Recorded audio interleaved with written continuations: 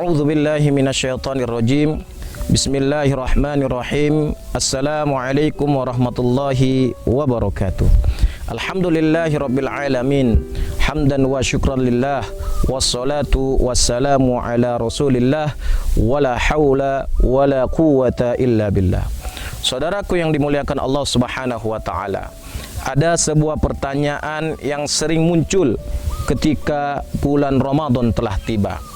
Apa hukumnya seseorang berpuasa namun ia meninggalkan solat atau tidak melaksanakan solat? Saudaraku yang dimuliakan Allah subhanahu wa ta'ala, ketika kita ingin menjawab pertanyaan ini, terlebih dahulu kita harus memahami bahwasanya orang yang meninggalkan ibadah solat itu terbagi menjadi dua. Pertama, meninggalkan solat dengan mengingkari kewajiban ibadah solat itu. Maka saudaraku yang dimuliakan Allah subhanahu wa ta'ala, golongan yang pertama ini ia termasuk ke dalam kafir atau keluar dari agama Islam, sebab ia meninggalkan solat, tidak melaksanakan solat karena mengingkari solat itu sebuah hal yang telah diwajibkan oleh Allah subhanahu wa ta'ala. Kemudian saudaraku yang dimuliakan Allah subhanahu wa ta'ala, yang kedua, orang yang meninggalkan solat karena lalai, karena malas, namun tetap meyakini kewajiban akan ibadah solat itu tersendiri. Maka golongan yang kedua ini ia tidak termasuk ke dalam golongan yang keluar dari agama Islam, namun ia dihukumi sebagai orang yang fasik. Saudaraku yang dimuliakan Allah subhanahu wa ta'ala, untuk menyikapi kedua golongan yang meninggalkan solat ini, maka hukum berpuasanya juga berbeda. Yang pertama, hukum puasa bagi orang yang tidak melaksanakan solat dikarenakan mengingkari solat itu, maka menurut Syekh Dr. Yusuf Al-Qardawi menjelaskan bahwasanya puasanya batal, puasanya tidak diterima. Karena salah satu syarat sah dan syarat wajib berpuasa adalah beragama Islam. Disebabkan ia telah mengingkari ibadah solat tersebut, maka ia dihukumi telah keluar dari agama Islam. Karena telah keluar dari agama Islam, jika ia berpuasa secara otomatis puasanya batal dan tidak diterima oleh Allah subhanahu wa ta'ala. Saudaraku yang dimuliakan Allah subhanahu wa ta'ala, kemudian golongan yang kedua, bagaimana hukum berpuasa seseorang namun ia meninggalkan solat karena malas, karena lalai?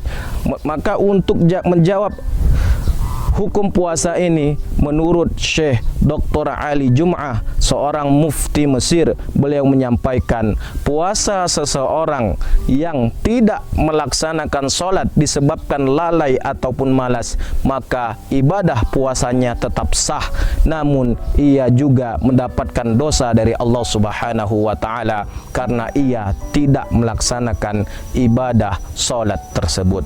Saudaraku yang dimuliakan Allah subhanahu wa ta'ala, dalam sebuah hadis baginda Rasul sallallahu alaihi wasallam menjelaskan, man lam yada' qaula zur wal amal bihi falaysa lillahi hajatun fi ayyada'a ta'amahu wa syarabahu.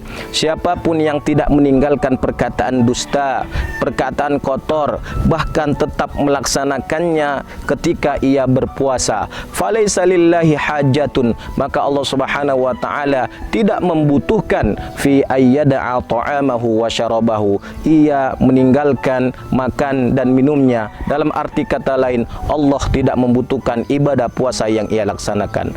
Saudaraku yang dimuliakan Allah subhanahu wa ta'ala, hanya sekedar terbiasa untuk melaksanakan perkataan kotor, berbicara dusta, Allah subhanahu wa ta'ala tidak membutuhkan puasa kita. Artinya apa? Artinya ibadah puasa kita tidak sempurna pahalanya. Toh apalagi ketika kita berpuasa namun kita meninggalkan ibadah solat.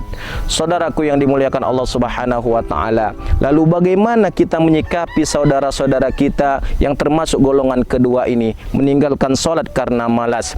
Ada beberapa hal. Yang pertama, tidak menghakiminya. Janganlah kita menghakimi saudara-saudara kita dengan vonis-vonis tertentu, karena yang berhak menghakimi hanya Allah Subhanahu wa taala. Di sisi lain ia tetap melakukan kebaikan. Ada nilai kebaikan yang ia laksanakan, yaitu puasa, meskipun ia meninggalkan sholat. Semoga dengan puasanya yang ia lakukan bisa membuatnya sadar, bahkan mampu untuk memberikan semangat kepada dirinya untuk melaksanakan sholat. Kemudian yang kedua, peran kita terhadap saudara-saudara kita yang tidak melaksanakan sholat karena lalai. Hendaknya kita senantiasa memberikan nasihat, memberikan arahan, mengajak saudara-saudara kita untuk tetap melaksanakan ibadah sholat dan ia juga berpuasa. Dan yang terakhir, hendaknya kita mendoakan saudara-saudara kita yang belum melaksanakan ibadah sholat sementara ia berpuasa. Semoga Allah Subhanahu wa taala memberikan hidayah kepada saudara-saudara kita dan memberikan hidayah juga kepada kita, sehingga kita mampu bersama dengan saudara-saudara kita meraih derajat ketakwaan kepada Allah Subhanahu wa taala dan meraih ridha Allah Subhanahu wa taala. Aqulu qouli hadza. Assalamualaikum warahmatullahi wabarakatuh.